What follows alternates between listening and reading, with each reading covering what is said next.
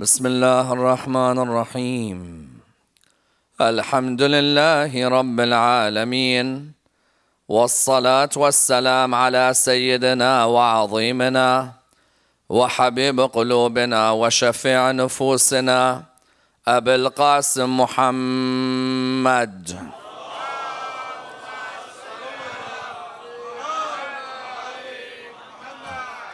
وعلى أهل بيته الطيبين الطاهرين وأصحابه الغر الميامين. الحمد لله الذي جعلنا من المتمسكين بولاية سيدي ومولاي علي بن أبي طالب.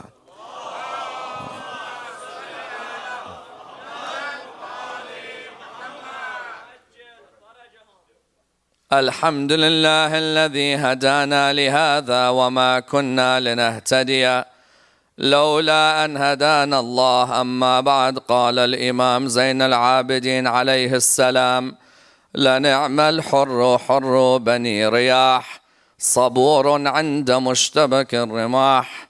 لنعم الحر إذ فاد حسينا، وجاد بنفسه عند الصباح. The first of our salawat in honor of Rasulullah Muhammad sallallahu alayhi wa alihi wa sallam.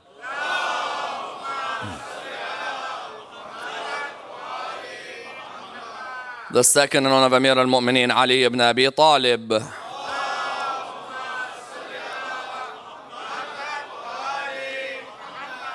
The third with your loudest voices in honor of the Imam of our time, Imam Sahib al-Asr wal-Zaman.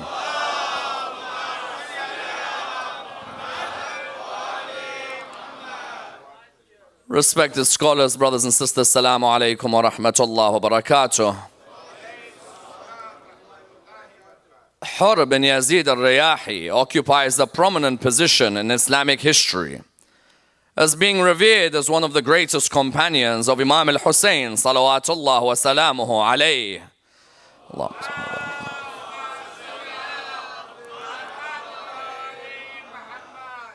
A companion from whose lives many lessons may be learnt and many extraordinary examples may be derived.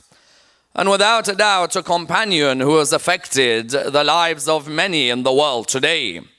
Each of the companions of Imam al-Hussein on the 10th of Muharram left a different legacy for all of us to take on board in our life. At the end of the day, these nights of majalis in honor of the companions of Imam al-Hussein are not just for us to historically repeat what's been said before. Rather, it's for us to take them as inspirations in our life, to try and apply their principles into our life. When you look at Habib ibn Madahir, or Muslim bin Awsaja, or Zuhair ibn al-Qayn, or Anas ibn al-Harith, or Abis, you see each and every one of them provides you with an example for your life. That all of their principles on the plains of Karbala are principles I can apply in New Jersey today, as in the ethics that they displayed and the standards that maintained on that day are standards we can apply today, whether it's in humility, whether it's in patience, whether it's in their dignity, whether it's in their loyalty. And that's why when Imam al-Hussein alayhi salam says that there are no companions like my companions, what does he mean? He means that everybody living at the time knew that I am Hussein, son of Ali. But when the going got tough and when the crunch time came, only 72 showed their true colors. Everybody else claimed to love me. Everybody else claimed to honor me. But where were they when I needed them the most? The best of them were these. They left everything behind. They had the wealth of this world, the fame of this world. They had the power of this world. And you found that they left it all out of service for Ahlul Bayt. And none more wonderful than Hurr ibn Yazid al-Riyahi. Yes? Because Hurr ibn Yazid al-Riyahi, truly, when you look at his story, it applies to every single one of us in this world. Especially those of us who feel and often ask a question, is there any hope after we've sinned throughout our lives? And how many of you have asked yourself a question? Has Allah subhanahu wa ta'ala forgiven me for that sin that I performed on that day? There are many sins that stick to the soul, that every year that goes past, that sin is still there in your soul. As in, how many of us can actually claim that a particular sin has left us? When we come on Laylatul Qadr, we find that many of us, when we begin to ask Allah to forgive our sins, that one particular sin sticks there. Those who've committed adultery know it's very hard for it to go.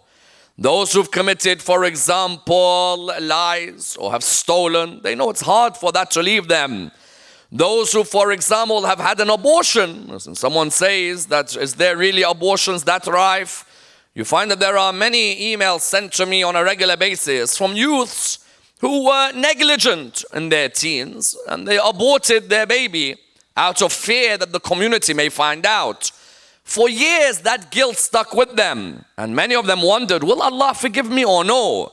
You see, the Lord of Christianity seems to be more forgiving than the Lord of Islam. In which way?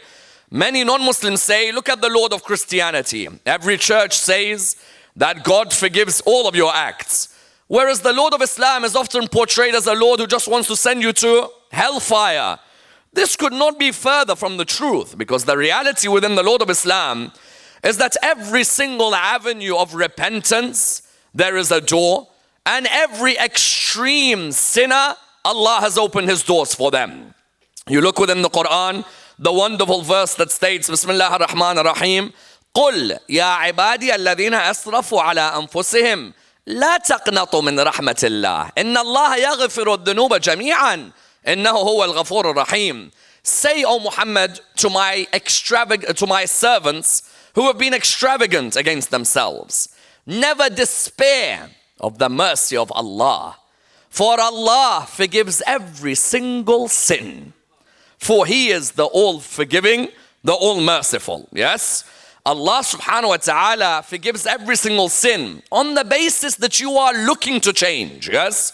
See, there's two types of sinners. There's a sinner who turns around and says, listen, I'm still young. I'll go to Hajj later on, and then I'll get married, and then I'll become religious. I used to ask many youth, why don't you come with me Hajj?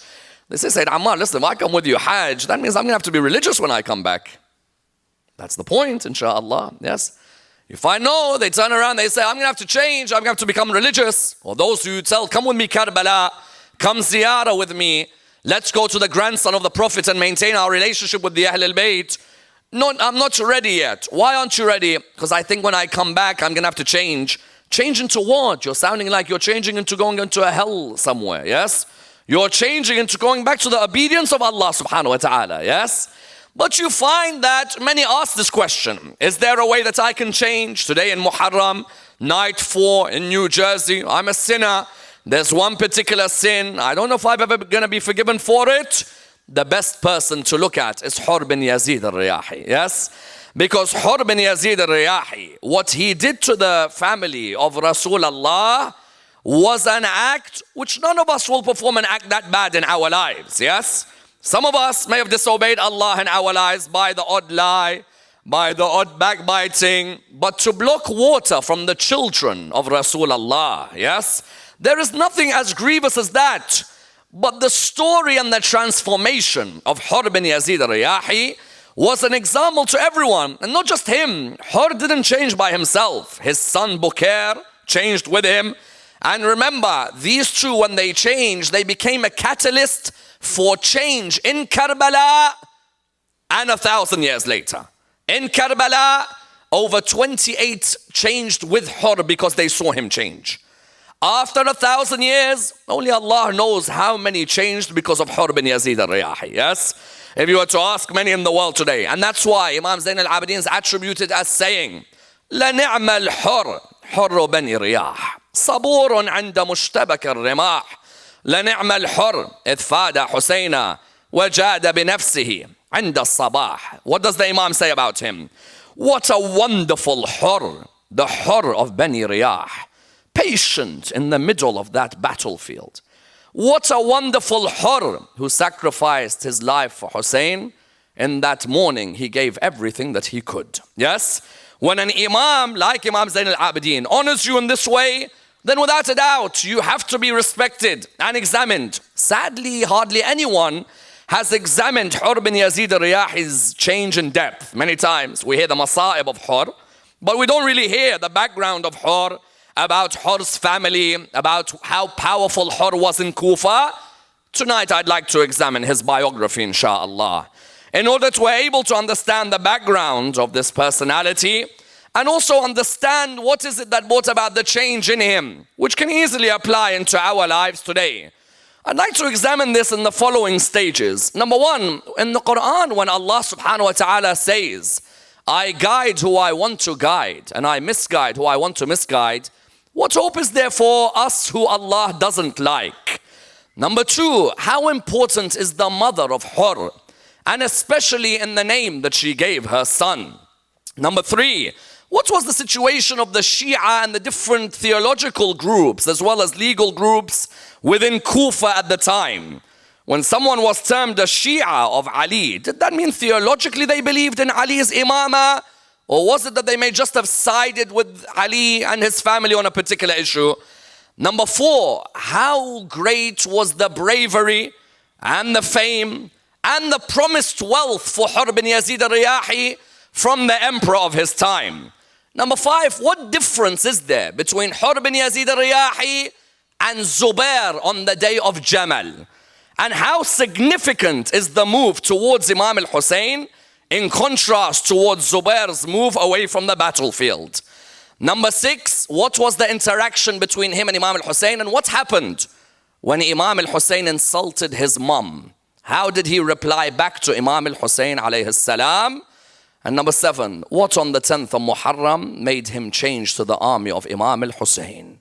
And what were the words that he said to Abu Abdullah that are words that ring with us until today? Let's examine this and seek to take the lessons from his biography in as much depth as we can. The first disclaimer that arises in the analysis of the life of Hurr ibn Yazid al-Riyahi is an interesting one. Some people say in the Quran, Allah subhanahu wa ta'ala says, I guide who I want to guide, and I misguide who I want to misguide.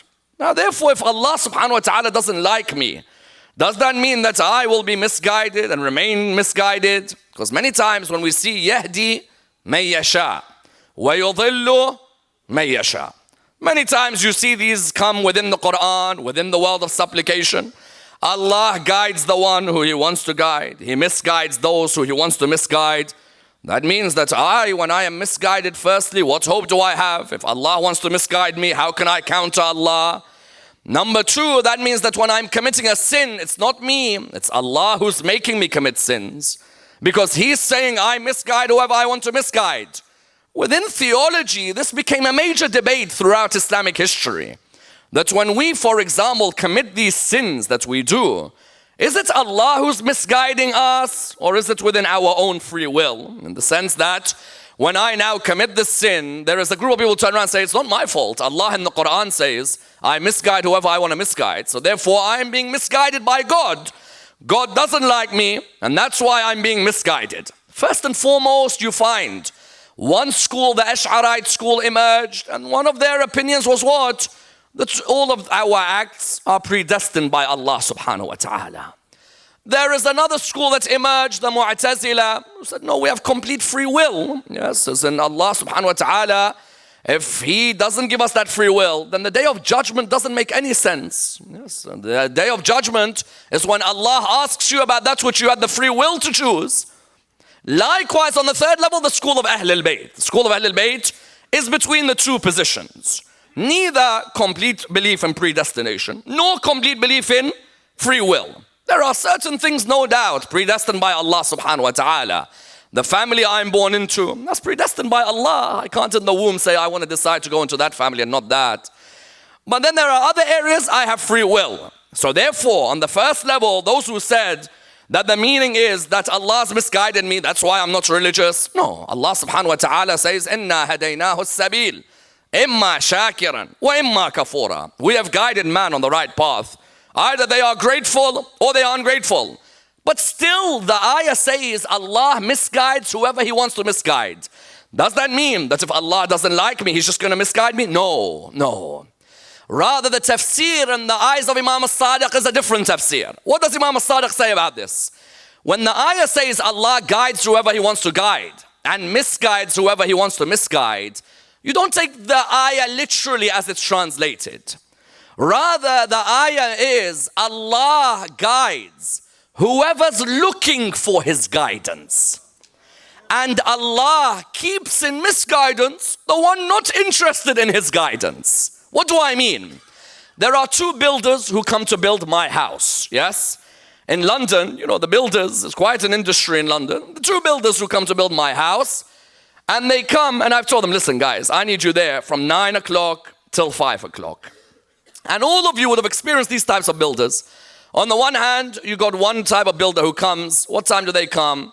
There's one type of builder, he comes 8:45. I've told him 9, but that person comes at 8:45. And they leave at 5:30. Yes, I've told them 9 to 5, but they're diligent in their work. They're really looking to do a good job. So I find that they come early and they leave late. The second type of builder, no, I've told them 9. He gives me about 20 text messages to say traffic, late, this, that. He's probably having a breakfast somewhere on his way. 9:20, 9:30, and then they leave at about 4 o'clock. We've agreed 9 to 5. But you know, at the end of the day, they say, you know, the weather's not too good, so we'll come back another time. A couple of days later, these two builders have lost their ladder. Yes, they need the ladder to build the house. When the first one comes to ask me for a ladder, yes, straight away I'm going to get that ladder for the first one. Why? Because they've always shown interest in building my house, yes? The second one, when they ask me for a ladder, I'm not going to offer any ladder towards them. They never come in on time. They're always also leaving early. The difference between the two is what? Is the attitude to the guidance on this project. The first one, I will straight away help because they've always looked to help me. Then I'm gonna do what? Expand their breast towards the religion, yes? Towards helping. The second one, no, I'm gonna keep them. Listen, you get your own ladder. Try and figure out a way which you get your own ladder because they've shown no interest in building this house, yes? Likewise, when the ayah says, Allah guides who He wants to guide, and Allah keeps in misguidance whoever He wants to keep in misguidance, it doesn't refer to the fact that Allah subhanahu wa ta'ala has put a decision on you. You're guided, you're misguided, you're guided, you're misguided. No. Rather, it's Allah saying, those of you who look for my guidance, I'll open the doors of guidance for you. Yes? You want to change and become religious? If you show me that you've taken one step to me, I'll take 10 steps back towards you. Yes? As in how many do you see in Islamic history? They took one step to Allah subhanahu wa ta'ala. Allah, how many doors He opened for them? Yes? Abu Dharr al-Ghafari took one step to his Lord. You found by the end, Rasulullah said his taqwa is equal to Nabi Isa alayhi salam. Yes? Other companions, Salman took one step to his Lord. Rasulullah said he's from us, Al-Muhammad. Yes? You find therefore that one step, and that applies today by the way. Listen, for example, in the majalis this year, there are certain people, let's say from the ladies' side, there are certain ladies, lovers of Al-Muhammad. They come, they don't wear hijab. They come to the majlis and they'll wear their hijab, but when they leave, they won't wear. Now that doesn't mean that they're not good people. Their hearts are probably the nicest hearts. Their akhlaq is probably the best akhlaq. But are they really looking for guidance from that area from Allah or no? Yes? As in you can't keep on saying when I'm ready. No, you have to say, Ya Allah, I'll take a step this Muharram. I'm going to cover myself Muharram, Safar. Help me after Safar. You help me after Safar, Ya Allah. I've shown you that for 2 months, 8 days, as culturally certain people do it, I'll come and I'll do this and I'll be there. But Ya Allah, after Safar, when the battery, you know, the iPhone battery, 5 bar, 4 bar, 3 bar, 2 bar, 1 bar, yes? When we get to Rabi' al-Awwal, sometimes the bars begin to fall, yes? When the bars begin to fall, Ya Allah, help me. Even with the brother's side, Ya Allah, I've taken the step that my salah is on time in Muharram. I'm going to pray my Dhuhr on time, my Asr on time, my Maghrib on time, my Isha on time. But after Muharram and Safar, I'm not that passionate, yes? Ya Allah, I'm going to start and I want you to guide me. Allah subhanahu wa ta'ala says in that hadith, عبدي أنا الذي يقول لشيء كن فيكون أطعني فيما أمرتك أجعلك تقول لشيء كن فيكون. My servant, I'm the one who says to something be and it will be. Obey me and what I've ordered you, I'll let you say to something be and it will be. Yes? That idea therefore for Hurr ibn Yazid al-Riyahi was what? From the outset we need to make clear. Hurr ibn Yazid al-Riyahi, it wasn't that Allah decided, okay, let's give a tick to Hurr ibn Yazid al-Riyahi so we guide him in Ashura. No. Hurr looked for the guidance of Allah subhanahu wa ta'ala. Hurr wanted to find that guidance. Not he sat at home the whole time and say, you know, when I'm ready, I'll do this. We could do many things when I'm ready. When I'm ready, I'll pray. When I'm ready, I'll fast. Islam, Imam Amir al-Mu'minin says, Al-Islam huwa taslim, wa taslim huwa al-yaqeen. Islam means to submit. Submission will bring about certainty. Therefore, when it came to Hurr, firstly, Hurr was given that name by his mother. Yes? Someone says, how do you know it's not his father? How do you know it's not, for example, his grandfather? Because when he was lying on the ground, in his final breath, Imam al-Hussein said, you are like your mother named you. Yes? The importance, no doubt, of the mother shown there, but also the importance of the name in Islam. No doubt, you find that Rasulullah would often stress that your children have certain rights over you. These rights include what? Teaching them good akhlaq, which I believe is more important than praying 24/7. Yes, there are many, mashallah, they pray 24/7, but the akhlaq may not be there. Number one, teach them good akhlaq. Number two, what's the second thing? Teach them the Quran, sit with them, recite with them, teach them, let them understand. Number three, give them a good name. Why give them a good name? It was only a few years before Hurr was born. It was normal in Arabia to give names. I remember some of the names they used to give in Mecca. Some of their children were called Abd al-Shaytan. MashaAllah. So that's really going to be someone close to Allah subhanahu wa ta'ala. Abd al-Shaytan, and another was called Abd al-Shar, the servant of evil. Yes. And other names. I remember someone coming to Umar ibn al-Khattab. A father came to Umar. He said, my son is disobedient. Umar turned around. He said, how dare you be disrespectful to your father? And that moment, what happened? The son said, but oh Khalifa, you need to understand. You know what name my father gave me? I said, what? He said, he gave me the name beetle. You know the beetle? The small insect, yes? He called me a beetle. Everywhere I go, people at least call me a lion, call me a tiger. What do you find fascinating in a beetle? But some of these Arabs, and the Quran said, بِئْسَ الْإِسْمُ الْفُسُوقُ بَعْدَ الْإِيمَانِ. Yes, don't give these names of disobedience after Iman has come to you. In Arabic, an ism can be what? A name could be mushtaq or jamid. Yes?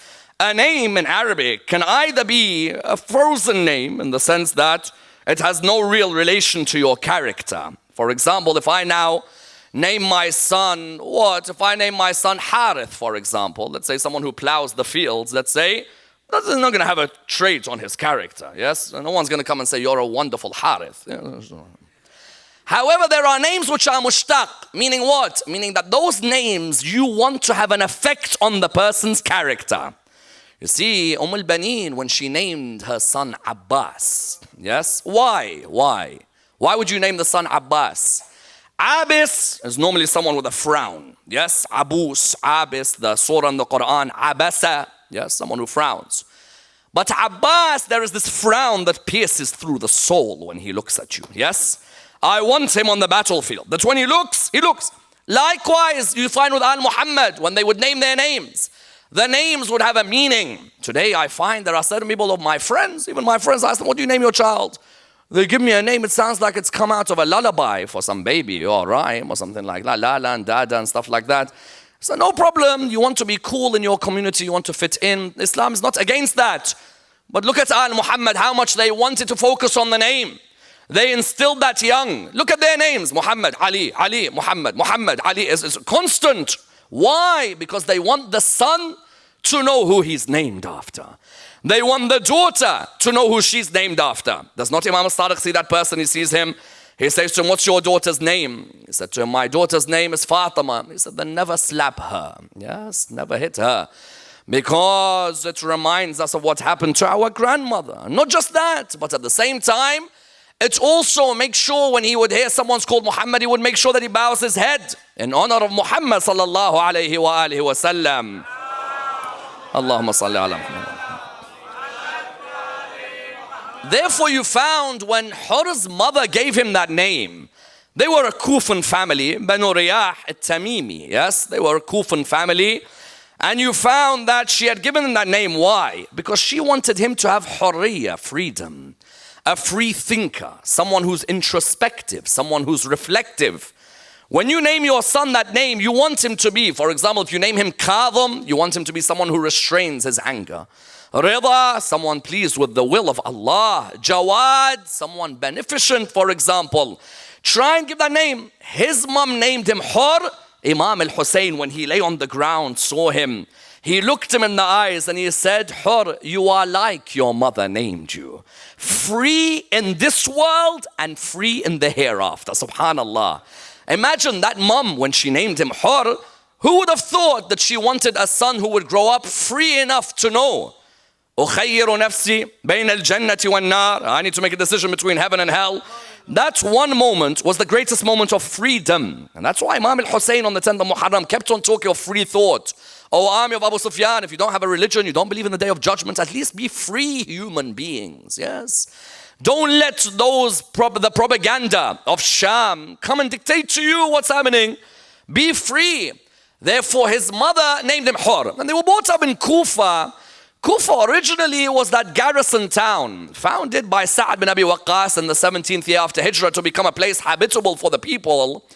And you found that the caliphs of Islamic history would have Kufa as their capital, especially Imam Amir al-Mu'mineen. Yes, Imam Amir al-Mu'mineen left Medina, came towards Kufa. Amongst the reasons, of course, to counter Muawiyah. Muawiyah had been governor of Bilad al-Sham. And you found Sham in those days was what? Today Sham is Syria. In those days Sham was Syria, Palestine, Lebanon and Jordan. Muawiyah had all of these. Imam Amir was in Kufa. But still at the time in Kufa, the strands and the different groups of people, you would find some would call themselves Shia, but whether theologically or technically differed. What do I mean? Shia of Kufa, when we hear Shia of Kufa could be two things. If you heard Shia of Hussein in Kufa or Shia of Ali in Kufa, it could be Shia of Ali in terms of what? Believing in the imamate of Imam Ali. Yes, believing in the three principles of imamah. Nas, ilm and asma. They believe that the imam is designated by Allah. They believe that the imam is ma'soom, and they believe at the same time that the imam's knowledge is an immediate knowledge inspired by Allah subhanahu wa ta'ala. So people like, let's say, Malik al-Ashtar, Muhammad bin Abu Bakr, yes, people like this, Uwais al-Qarani, Khuzaymah bin Thabit. These people you would find would be the staunch disciples of Ali, yes. They would be the ones who he would open his secrets, the khassa of the Shia in early Shi'ism. Then you had Shia of Hussein, who are what? Shia, the word means party of or followers of. We're the party of Hussein because he fights Yazid. And we're the party of anyone else if he fights Yazid. So we don't have an affiliation with Hussein theologically. We have an affiliation with Hussein politically. If Abdullah bin Zubair is fighting Yazid, we're with Abdullah bin Zubair. Because Shia literally means party or group. In the Quran, Nabi Musa alayhi salam, when he split the fight, هذا من شيعته وهذا من عدوه. One of his Shia and one was of his enemies. One was of his people, the Israelites, and another was of his people. Doesn't mean theologically. Therefore in Kufa, Hurr ibn Yazid Riyahi was not seen as a Shia of Ahl al-Bayt in any way. You had other strands, other theological groups at the time. Even I would dare to say Ahl al-Sunnah wal-Jama'ah, as they call themselves today. I dare to say that they weren't even, there was no Ahl Sunnah in that early days. You know, if anyone who wants to say Hurr ibn Yazid Riyahi was a Sunni who became a Shia, not at all. If any title I would give, either a prototype Ahl Sunnah would be the Murji'ah, suspension on any judgment on the companions. Or you would say Uthmaniyah, for example. Those who are Uthmani, they sided on the path of Uthman bin Affan rather than Ali ibn Abi Talib, for example. There were many different strands. Hurr was amongst whom? Hurr, seemingly at the time, it wasn't clear what his theology was. Yes, these people had held positions. The main people in charge of Kufa were whom? Nu'man bin Bashir, father-in-law of Mukhtar al-Thaqafi. That was one. And another was Umar bin Sa'ad bin Abi Waqqas. Look at the irony. Yes, Sa'ad bin Abi Waqqas founded Kufa in the sense of where people would come and live. And Umar, his son, would be the one who was the mainstay within Kufan society. Umar bin Sa'ad has a son called Hafs. Hurr had a son called Bukair. Bukair and Hafs were best friends. Hurr and Umar bin Sa'ad, very close to each other. In other words, these people were the aristocrats of Kufa, yes? It's not that they were necessarily showing open oppression to the Shia at the time. Yes, there's corruption at the time, and there is certainly differences between many of the Shia who were living there at the time, but you would find that Hurr ibn Yazid al-Riyahi was not known to be an oppressive person. He was known to be these particular traits. Which traits? These traits could have easily stopped him from changing, because when you want to become religious, there are certain traits which stop you from becoming religious. What are they? Number one, fame. You're famous amongst your circle. Why should I become religious? I'm not going to be cool anymore. Yes. I don't know what cool means, by the way. I'm not going to be cool if I become religious. I'm going to be someone who's seen as backward. Hurr was famous in Kufa, a man whose family was notorious, a man of honor, a man of dignity. Why would he change? He's got all the fame in the world that he wants. No one in Sham disrespected him. He was a powerful person within Kufan society. Number two, bravery. Allahu Akbar. I don't think you realize what a warrior Hurr ibn Yazid al-Riyahi is. And one of the best lines can be found within the Maqatil literature. Muhajir was standing on the 10th of Muharram, yes? He said, I looked around on the 10th of Muharram. I saw Hurr ibn Yazid al-Riyahi's face, the color complexion changed. He said, I looked at him and I said, if they were to ask me, who's the bravest man in Kufa? Listen to his bravery. Because Shimr bin al-Jawshan is there. Umar bin Sa'ad is there. Shibt bin Rabi'i is there. These are ferocious warriors. Some of these are Ali ibn Abi Talib's ex-soldiers. Shimr bin al-Jawshan. These people, they're all Safinis, Nahrawanis, yes. Some with Imam, some were ex-Khawarij, but they were ferocious animals. In war, they're bloodthirsty animals. Muhajir said, if they were to ask me, he tells Hurr, who's the bravest in Kufa? I would say Hurr ibn Yazid al-Riyahi. That's a position and a half. Therefore, number two, the bravery. Number three, not just bravery, not just fame. Dunya was laid on a plate for him. Yes? Because Yazid had promised Umar bin Sa'ad and Hurr bin Yazid al-Riyahi two particular pieces of land which were unbelievable. Yes? Umar bin Sa'ad, he promised him Ray. Ray, if you want to compare it today, not exactly, but a sort of comparison, let's say Tehran, for example. That's a sort of comparison. He told Umar bin Sa'ad, you finish Hussein, son of Ali, Ray is waiting for you. Remember, these two are best friends, yes? And their sons are best friends, Hafs and Bukair, yes?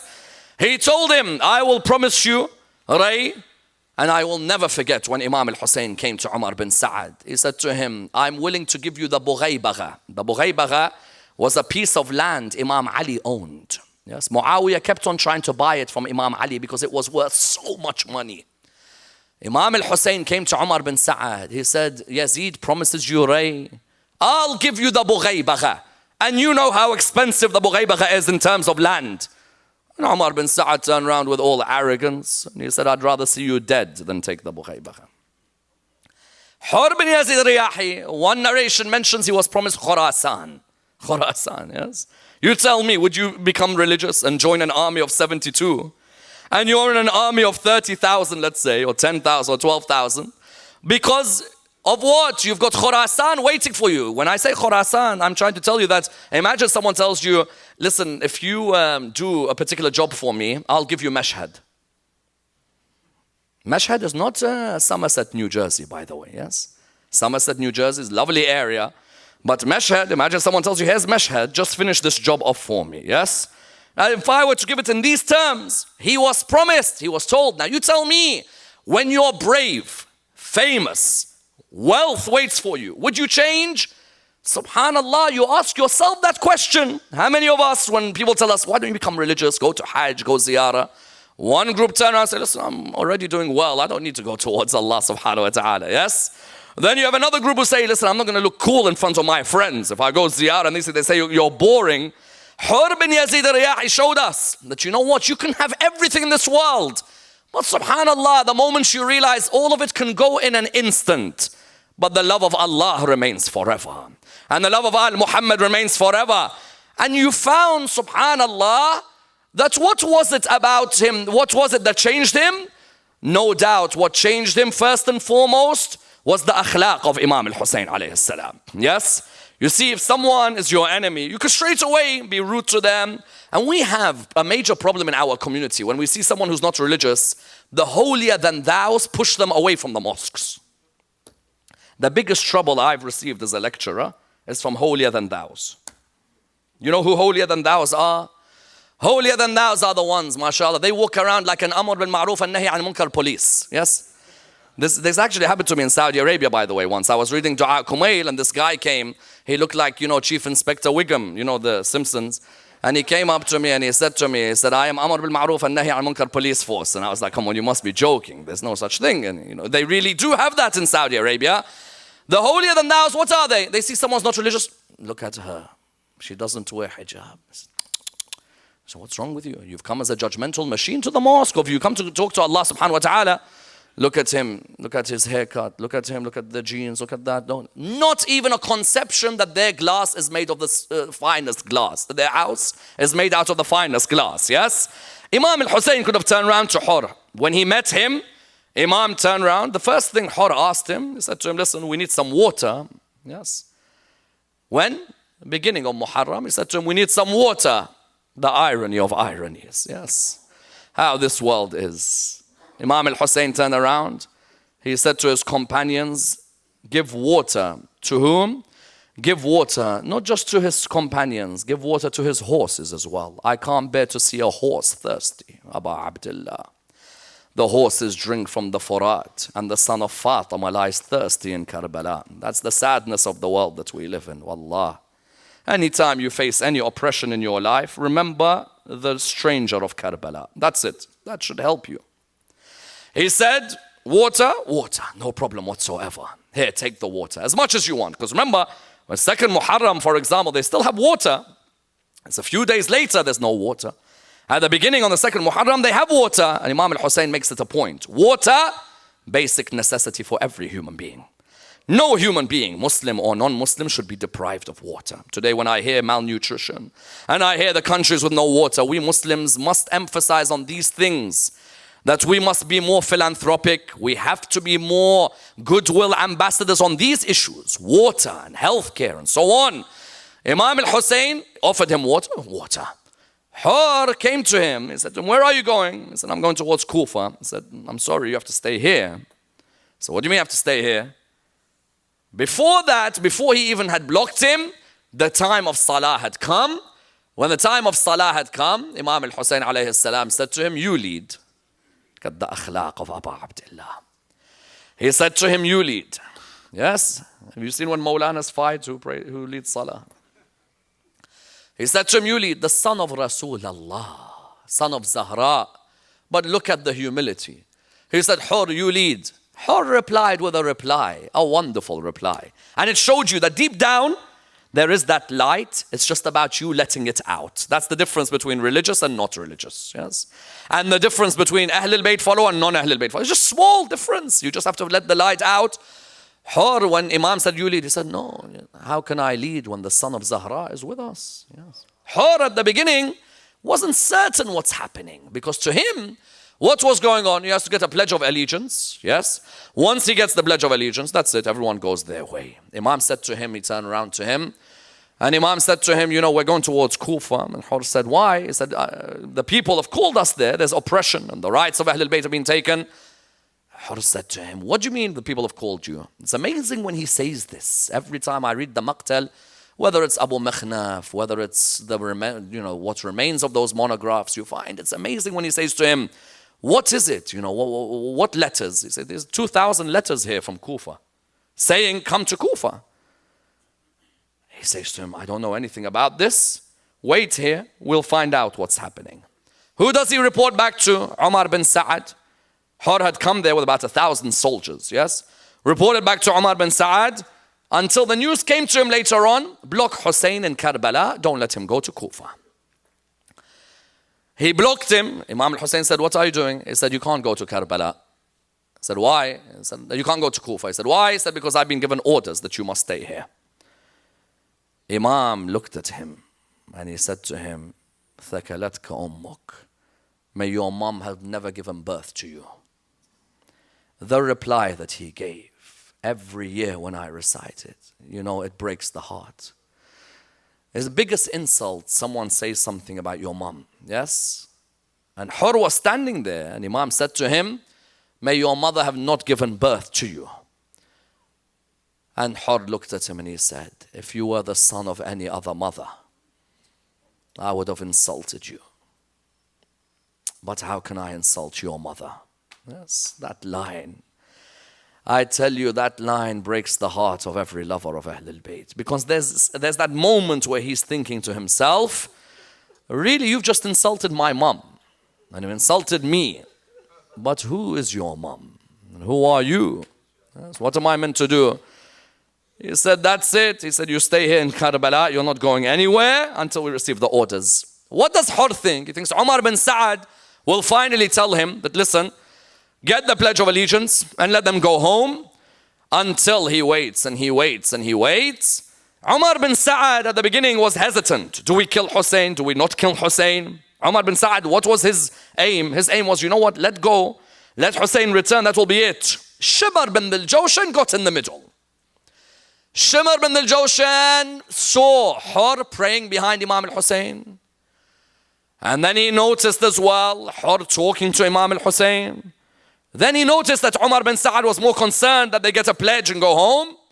They reported this back to Yazid. When they reported back, Yazid made it clear, tell Umar bin Sa'ad, this is what awaits him if he kills Hussein. I want Hussein killed. At the beginning, Umar bin Sa'ad was hesitant.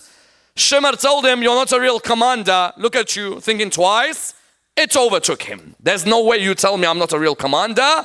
We go to Karbala. We take our soldiers and we make sure that anyone who gets in our way is to be killed. Yes? They get to Karbala. They camp there. Hurr ibn Yazid Riyahi is sitting with Umar bin Sa'ad. All of them are sitting together. They met Imam al-Hussein the night of Ashura. When they met Imam said, give me one more night so me and my companions can be in ruku' and sujood to Allah subhanahu wa ta'ala. It really shows you the spirituality within the Ahlul Bayt, yes? That they just wanted that wonderful relationship with Allah. Let us stay one more night on this earth and that's it. And you found that Hurr was wondering, are we really going to go ahead with this killing? Is this really going to happen? And indeed, the change that happened to him was a wonderful change. Why do I say that? You see, it's not easy to change and go to the other side. The best option could have been, listen, I'll ride my horse, I'll go to Kufa. Yes? As in, that's the easiest option. Zubair in the Battle of Jamal, Imam Ali, Imam al-Hassan, Imam Hussein on one side. Talha, Zubair, and Aisha on the other. The Battle of Jamal, when it happened, at the beginning, Imam Amir al-Mu'minin came out. He looked at them. He said, Aisha, you are the wife of Rasulullah. Does not the Quran say, O wives of the Prophet, قَرْنَ فِي بُيُوتِكُنَّ وَلَا تَبَرَّجْنَ تَبَرَّجُ الْجَاهِلِيَّةِ الْأُولَى. Stay in your houses and do not display like you displayed in the days of ignorance. Doesn't the Quran say this? Why are you coming out to fight me? You know the killers of Uthman, or you are one of the killers? He said to her, if there are killers of Uthman, then we will bring them to justice. You know, we'll remove the injustice. No, today we'll fight. Talha, he said to him, Abu Muhammad, with me in Islam from day one. Badr, Uhud, Khandaq, Khaybar, you now fight me? Because Talha and all of these were together when Islam began. Now you fight me? He said, you know the killers of Uthman, we must bring them to justice. Okay. Zubair's mom is Ali ibn Abi Talib's dad's sister. Abu Talib. His sister is Zubair's mom. So he's Ali ibn Abi Talib's first cousin.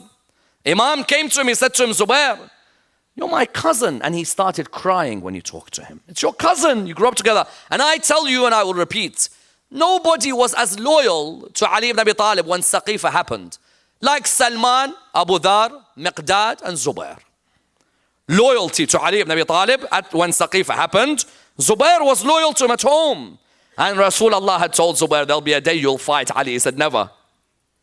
Imam Ali looked at him, he said, Zubair, do you remember when Rasulullah sat us both down? He asked you, how much do you love me? And you said, how much you loved me. And then he said, there'll be a day you'll fight him. And you said, never will I fight Ali. What are you doing now? Zubair at that moment, had he just joined the other side and come to Imam Ali, the whole of this world would remember him. True. What did he do? He felt wrong at fighting Imam Ali. He turned his horse around and he went home. Yes? He went home. Now someone says, well, he went home, you can't make a judgment. It's not about making the judgment. It's one thing walking away from fighting Ali. It's another saying, I am one of the muwalin of Ali. Yes? There's a difference. Had he just walked 10 steps, people would remember him until today as a man who held on to the wilayah of Amir al-Mu'mineen. Today, you ask anyone about Zubair, maybe, yes, oh, we don't know. No one can even tell you anything about him. Hurr ibn Yazid Riyahi, exact opposite. 10 steps made over 300 million people love him every night. Yes? 10 steps. Hurr ibn Yazid Riyahi could have been like Zubair. Let's, Bukair, come here. Let's ride our horse. Let's go back to Kufa. We won't get involved with Hussein, nor with Yazid. We'll go home. As the person says in the famous poetry, food is good with Muawiyah, Salah is good with Ali, and when they fight, I'm not involved with either of them. Yes, he could have done that. No, he didn't do that. Even when you read his lines of poetry, when he joined the Imam, إني أنا الحر ومأوى الضيف أضربكم في أعناقكم بالسيف عن خير من حل بلاد الخيف أضربكم ولا أرى من خيف. He says, I am, when he joined Imam al-Hussein, I am Hurr, and I am welcoming to my guests. I'll strike all of you on your necks with my sword. Yes? On the best of the people who conquered the land of Khayf, I strike you, and I have no fear in me whatsoever. Look at the difference between the two. Zubair could have said those words, the whole world would remember him. No one remembers him now. In Ahlus Sunnah, no one makes a decision about Zubair anymore. And in Shi'ism, no one has an interest in Zubair at all. Whereas Hurr ibn Yazid Riyahi, 10 steps. And subhanAllah, each one of us, believe you me, it could be 10 steps, 2 steps, 3 steps in your life. And you change from being someone of Jannah and someone of Jahannam. Because what is it that changed Hurr ibn Yazid Riyahi? What is it? And I tell you, many wondered, did this change happen or no? One narrates that one of the sultans wondered. Some people were saying Hurr never changed, yes? Some people said Hurr ibn Yazid al-Riyahi never changed. And one of their proofs was what?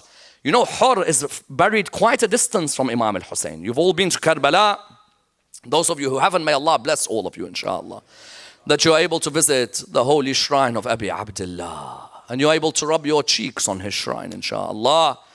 فارحم تلك الخدود التي تقلب على ضريح أبي عبد الله. So you found that Hurr is quite a distance. So some people were saying in Baghdad, some people were telling the Sultan and so on, they were saying that this Hurr never changed. If he changed, he would be with the rest of Shuhada Karbala. We know that in the school of Ahlul Bayt, a martyr's body looks the same. Even after you've buried him, if you were to remove the kafan, you'll still see the same fresh body. May Allah bless the soul of Sayyid Muhammad Baqir al-Sadr. How they say that when they found his body after Saddam's intense torture of him, they found the body exactly fresh. Shaheed's body is fresh. They say they went, the Sultan said, too many people are saying Hurr never changed. Go, I want to see his body. They opened, they removed just a bit of the kafan and the blood began to pour. Yes. The blood began to pour. If you doubted the freshness, don't doubt the freshness. Even the blood of the lover of Hussein continues. Yes. And you found, therefore, some ask, how did he change? There was a few things that changed him. And I want to come back to this in a moment. Why is he buried a bit away from Shuhada Karbala? Yes. Because his tribe carried him away. And I want to come back to this in the Masa'ib. I want you to hear what happened. Yes. How did he change? Allahu Akbar. His line is a line we all need to remember in our hearts. أُخَيِّرُ نَفْسِ بَيْنَ الْجَنَّةِ وَالنَّارِ. I have to make a decision between heaven and hell. Every single person in this hall, everyone listening online, everyone listening around the world, that one line of Hurr is you. It's up to you. What do you want? Mind you, I don't want to worship Allah because of hell, as Ali says. That's the worship of a slave. Nor do I want to worship Allah because I want heaven. That's the worship of a businessman. I want to worship Allah because I found Allah worthy of being worshipped. Yes? But ask all of you yourself, what do you really want? Is it a matter of one obedience to Allah? That's it. You're going to ruin eternity of bliss with Ahlul Bayt because of this one act. There's no sabr, there's no jihad. He saw Abu Abdullah on one side, himself on the other, and he said the line. And what is it that made him say that line? Firstly, he was wondering, is something really going to happen? He heard Hurr ibn Yazid say, tomorrow, hands will be severed and heads will be flying. That touched him. That night he began to reflect on Hurr's words. Then the second thing which he heard, again, is attributed to Hurr in one maqtal, Umar bin Sa'ad in another. Imam al-Hussein had put fire outside his tent to stop them from attacking him on the 9th. One of them turned to Imam al-Hussein. He said to him, Hussein, are you preparing yourself for the fire of hell already? This one affected him. But the last one. Every time I read the last one, it breaks the heart of the lover of Hussein. He was standing in the morning. He hadn't yet changed. He's still hesitant. He heard Umar bin Sa'ad shouting. What was Umar bin Sa'ad shouting? Bring water. The hooves of my horses are too hot. I don't want my horses to hurt. Yes. My horses, their hooves are burning from the sand of Karbala. Bring the water on the hooves, pour it. At that moment, he looked towards his son.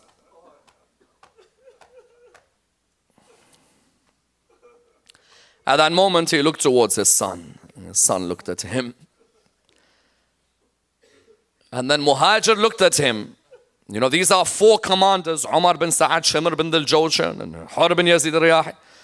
And Muhajir looked at him. He said, you know, if they told me who's the bravest man in Kufa, I'd say Hurr ibn Yazid Riyahi. What's wrong with you? And he looked and he said, أخير نفسي بين الجنة والنار. I need to make a decision between heaven and hell. And I decide to go to join Abu Abdullah. He turned to his son Bukair. He said, Bukair, come, let's go.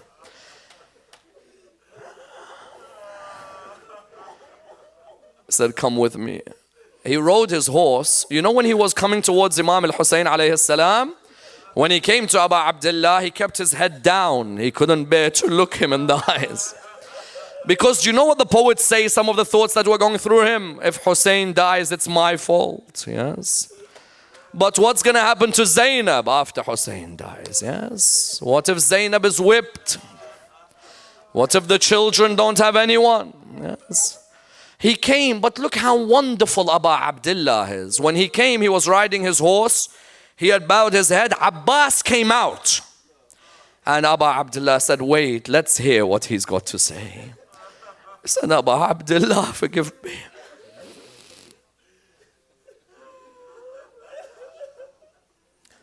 He said, Abu Abdullah, forgive me. I didn't know they wanted to kill you. They said to me that get a pledge of allegiance. I beg you, forgive me. How soft is the heart of Imam al-Hussein. I tell you, if that was any of us with our family members, we don't forgive, and we claim we are Husseinis, we don't forgive our sisters, we don't forgive our brothers, we don't forgive our in-laws, we don't forgive. But this is a Husseini. Look at the heart. Sukaina is crying al-atash. He said to him, Hurr, do not worry, I forgive you. Yes. He said, Abu Abdullah, one thing, where is Zainab? Where is Zainab? Yes. All of us today say, where is Zainab? Yes. He said, why? He said, I want to ask her for forgiveness. Because I think what began to happen to him was he could see these 72 are going to die. What are they going to do to Ali's daughter? Imam al-Baqir says there are some things about Karbala we don't tell our Shia out of fear of what may happen to them. At that moment, what took place? The narrations mention he bowed before Sayyidah Zainab. Then he said, Abu Abdullah, let me go out first on the battlefield. Imam al-Hussein exchanged his final greeting with Hurr. He turned out towards the army of Umar bin Sa'ad. Remember, Umar bin Sa'ad was his former friend, now enemy, yes? the narrations mention that he fought valiantly. Yes, they were trying to fight him one-on-one. No one could defeat him. Umar bin Sa'ad turned around. He said, all of you now surround him. Yes. All of a sudden someone came and struck Hurr from the back of his head. He fell on the ground and he called out, Assalamu alayka ya Sayyidi ya Aba Abdullah. Yes. Imam al-Hussein came towards him. I ask you, brothers and sisters, is there an honor like Imam al-Hussein being next to you when you die? Yes. He came next to him, he looked him in the eyes, he said to him, Hurr, you are like your mother named you, free in this world and free in the hereafter. Yes? Imam al-Hussein embraced him, Imam al-Hussein carried him. Someone asks the question, how comes Hurr's body is far away? Why was he buried far? I'm going to tell you why, and I want your hearts to open to this, because this musibah, I was told by one of the maraji', don't always recite this musibah. Some of our Shia cannot contain this musibah. What is the musibah? On the afternoon of the 10th of Muharram, they had killed Imam al-Hussein an hour before Maghrib. As soon as they killed him, Umar bin Sa'ad sat on his horse. He turned round to his horse riders. They were all next to him. He said, all of you get off your horses. They said, why? He said, sharpen the hooves of your horses. They went, they sharpened the hooves. When they finished sharpening the hooves, he said, now 10 of you, I want you to get together. They said, what do you want us to do? He said, I want you to trample on the bodies of the companions of Hussein. Wait for it, yes? They asked him, who shall we trample on first? He said, Hurr ibn Yazid al-Riyahi, yes? But Banu Riyah, some of them were with Umar bin Sa'ad and his army. They came out to him, they said, listen to us. You've already killed our son. We don't allow you to trample on his body. That's an insult to our tribe. He said, okay, leave him alone. They said to him, then who shall we trample on? He said to them, trample on Habib ibn Madahir's body. But Habib ibn Madahir's tribe were with Umar bin Sa'ad. They came out, they said, listen, you've killed Habib, but we don't allow you to trample on his body. He said, leave him. He went through companion after companion, but each of them had a tribe to protect him. Then after that, what did he do? He turned around to them. He said, then trample on the family of Abu Abdullah. Allahu Akbar. But I don't think you're ready for this, yes? Zahra, forgive me for what I'm going to recite. They asked him, who shall we trample on? He said, trample on Abbas, yes? But Abbas's mother was related to Shimr. So they turned around, they said, leave his body. You've killed our son. It's an insult to trample on his body. He said, very well, trample on Ali al-Akbar's body. But Ali al-Akbar's mother Layla was Yazid's first cousin. So one of them came and said, you can't trample on his body, it's an insult, yes? So they turned around, they said, trample on Qasim's body. But Qasim's mother was from Banu Fazara, yes? And they were represented in the army. One by one, he went through each of the family members. But each of them had a tribe to protect him. So what did he say? He said, go out and look for a body that has no mother or father to protect him. Yes? All of you know who I'm talking about now. Only one man lay on the ground. Yes? Only one. He said, trample on the body of Abu Abdullah. They began to kick the body of Imam al-Hussein alayhi salam. Do you know who heard the kicking? Zainab. She was in the tent. She turned to Zain al-Abidin. She said to him, I hear something breaking. What is it? He said to her, auntie, have patience. Those are the bones of my father Abu Abdullah. And that's why the poet, what does he say? Fatima, you lost one of your ribs. Come to Karbala and see the ribs of Abu Abdullah.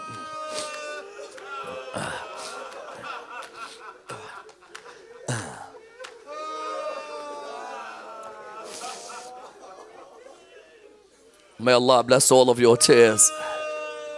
May Allah bless your tears. May Allah bless your tears.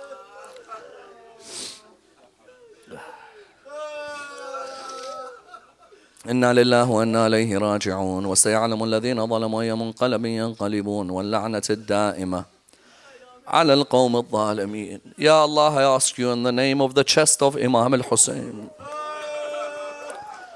Ya Allah, I ask you in the name of the thirst of Imam al-Hussein alayhi salam. Ya Allah, I ask you in the name of the Gharib of Karbala, Aba Abdullah.